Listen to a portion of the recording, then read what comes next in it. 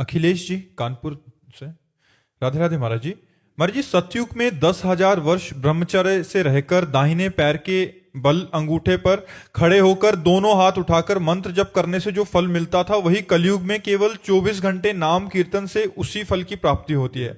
महाराज जी, 24 घंटे किस विधि से जप करें कि उसी फल की प्राप्ति हो? कृपया विधि और निषेध का वर्णन करें। अगर एक दिन के लिए आप ऐसा नियम ले लें कि प्रातःकालीन 4 से लेकर प्रातःकालीन 4 अगले दिन तक बिना कुछ खाए हुए वो 10,000 वर्ष तपस्या करे, तुम 24 घंटे कर लो नाम जप या नाम कीर्तन, तो जो 10,000 वर्ष का वो फल 24 घंटे। कलयुग का बहुत बड़ा प्रताप है, पर कलयुग में मन नहीं लगता।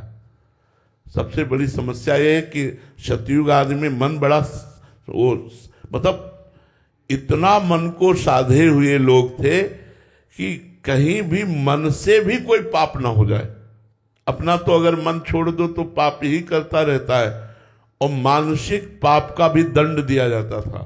ये तो कलयुग की कृपा कहो कि कल कर एक पुनीत प्रतापा, मानस पुण्य होए नहीं पापा।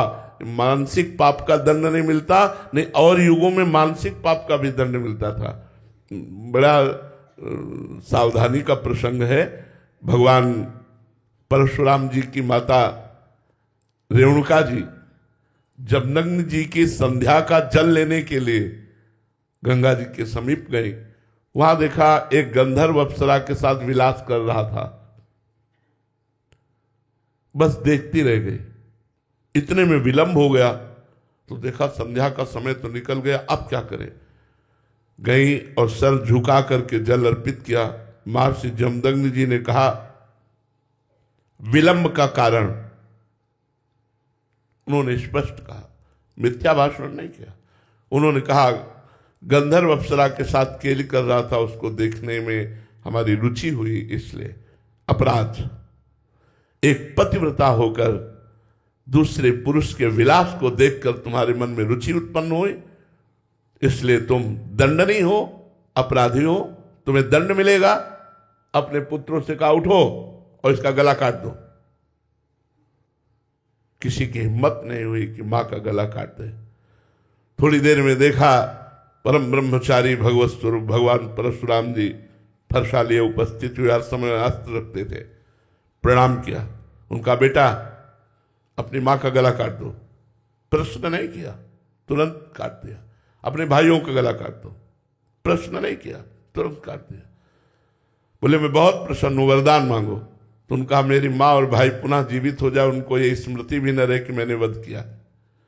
सोचो, केवल गंधर्व और अप्सरा की केली को देखने का दंड दिया कि गला कटवा दिया।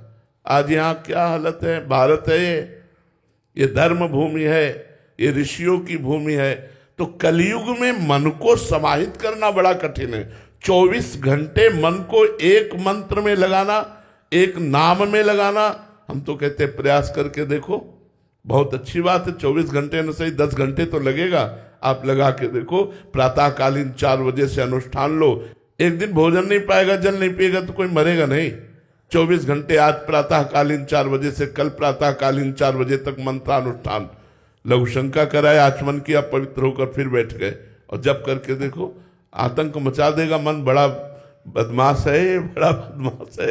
एक क्षण में नजारे कहां से कहां ले जाता है। कलयुग में ये सुविधा तो है, लेकिन है बहुत कठिन। मन बड़ा पवित्र है, इसलिए भगवान में नहीं लगता। पूरा जीवन हो गया यार संभालते हुए, फिर भी जरा सा चूक करो तो भगवान का विस्मरण कर बैठता है।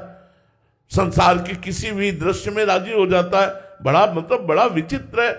हम तो इसीलिए कहते हैं कि नाम जप करो, अपने कर्तव्य का पालन करो, क्योंकि साधना करके भगवत प्राप्ति करना बहुत कठिन है। वो हम सब लोग देख रहे हैं, अपने लोग देख रहे हैं। आप उचित धर्म पूर्वक विषयों का सेवन करो, नाम जप करो, अपने कर्तव्य का पालन करो, इसी से भगवत प्राप्ति हो जाएगी।